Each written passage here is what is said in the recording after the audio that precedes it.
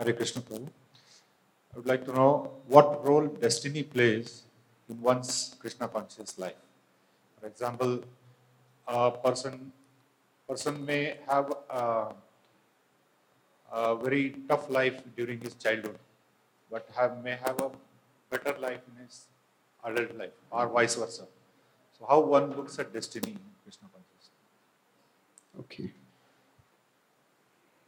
So, how does destiny affect one's life? In different phases, we may have less or more difficulties.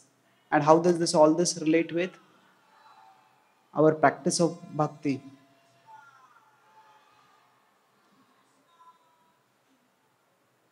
And how does all this relate with our practice of bhakti? Yeah.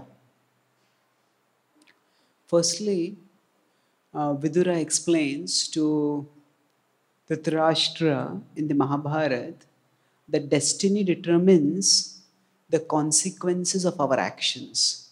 It does not determine our actions themselves. Destiny determines the consequences of our actions. That means when a student studies for an exam, the destiny doesn't determine whether the student studies or not. Destiny determines whether after studying the student will get a good result or may not get a good result. So our endeavor is always in our hands. Sometimes we may have tough times, sometimes we may have relatively comfortable times or less tough times. But through it all, our free will is always there with us.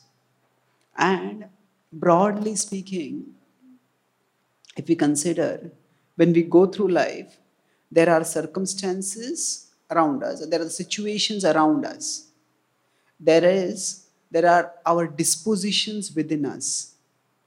The situations around us, our own dispositions, our own attitudes, our own thought process within us, and based on the disposition and the situation and their interaction, there are decisions that we take. So basically, our life is determined by our situations, our dispositions, and our decisions. Now, destiny determines our situations. Some of us may be in a financially stable situation, some of us may be in a financially unsteady situation. Similarly, with respect to health, similarly, with respect to relationships, that is decisions. Sorry, that is situations. They are determined by destiny.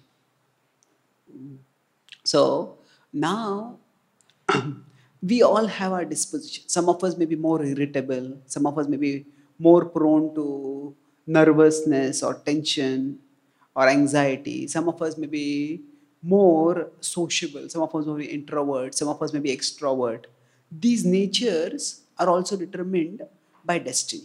Now, when we say destiny, destiny is not some mysterious, unknown, arbitrary force. Destiny is simply the sum total of our past karma. So, in that sense, we are ourselves the makers of our destiny. So, consider a water tank in which water is going in from one side and water is coming out from the other side. So, the water going inside is the present karma that we are doing that is contributing. So, that water tank is our destiny. So, the water that is going in, that is the actions that we are doing right now. And the water that is coming out is the destiny that is coming upon us now. The part of the destiny that is getting exhausted by coming upon us. So, whatever destiny is there, that is also created by our past karma itself. Now, with respect to, as I said, destiny, the two ways of understanding destiny. Destiny determines the consequences of our actions, not our actions themselves. That means I may take certain decisions and I may act in particular ways, but always the same results may not come out. So that is a result of destiny. But our decisions themselves, our choices themselves are always in our hands. So, with this background understanding of the fact that we always have freedom to make healthy choices. Now, let's look at how bhakti empowers us to make these healthy choices. Broadly speaking, whatever behavior we have, whatever decisions we make, which is a part of our behavior, they are determined by 5 factors. One is our past karma which creates our disposition, or what Bhagavad-gita calls as swabhava, or what modern science calls as genes. Now, all of us have certain genetic inclination, genetic dispositions. So our genes are the first factor that determine our behavior. Second is our upbringing, the way, the kind of impressions that we had in our formative years, they shape our behavior significantly. The third is our association. And now, fourth is that in spite of these three in sociological circles are called as genetic determinism, parental determinism, and social determinism. That means our genes determine us, our parents determine us, and our society, our social circle determine us. But the fact is that there may be two people exactly in the same circumstances. There are what in science are called as monozygotic twins. That means the same egg and the same semen have joined together, and both the twins have exactly the same genetic content, and still they are different. They are different individuals with different inclinations, different interests. So their genes are same, their upbringing is also same. And even if you look at their association, also largely the same. They're twins, but still they're different individuals. So beyond these genes, beyond the upbringing, beyond the association, we have free will. That's the fourth factor. And the fifth factor is God's grace. We have certain capacity to make certain choices. But when we connect with Krishna, our capacity to access our free will increases. Now, a person who's an alcohol addict, that person at one level has the freedom to choose whether to drink alcohol or not.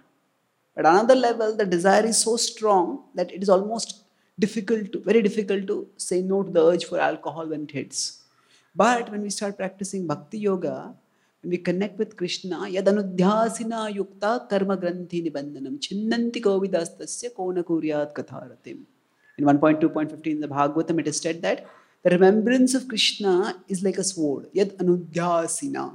Asina is sword. So remembrance of Krishna becomes like a sword which enables us to cut off the pull of our past conditionings, of our dispositions, of our addictions. And that way our freedom increases. So whether we are devotees or non-devotees, certain things in our life are going to happen. Sometimes some good things may happen, sometimes the bad things may happen. But Bhakti enables us to, it empowers us to make wise choices, to make intelligent and proactive choices amidst whatever circumstances we are in. So in that way, within whatever destiny we have, that Bhakti enables us to carve the most auspicious way through it. Now, of course, there's another dynamic that Krishna himself can change destiny. In the sense that whatever karma is there, Krishna can burn away the karma also. And Bhakti can do that. At the same time, Krishna does not entirely necessarily eliminate the karma. He takes the karma and he uses that karma to disentangle the devotee. That means that sometimes if a devotee is meant to get distress, Krishna may minimize the distress if that is what is the best for the devotee's spiritual growth. And sometimes if the devotee needs to get realizations about the temporariness of material existence, then Krishna may let some sufferings come so that the devotee becomes detached and renounced and spiritually realized and then becomes more devoted. So that is a different part. How Krishna will work, how Krishna will handle our destiny, that is not so much in our hands. But in our hands is what? Destiny determines our situations, destiny determines our dispositions also. But our decisions are in our hands. And our decisions are influenced by our genes, our upbringing, our association, our own free will, and Krishna's grace. When we get Krishna's grace, then the pushings that come from our genes, that come from our upbringing, that come from our association, all those we can counter push. And we can act we can access our freedom in a beneficial way and thus create an auspicious destiny for ourselves. Does it answer your question? Thank you.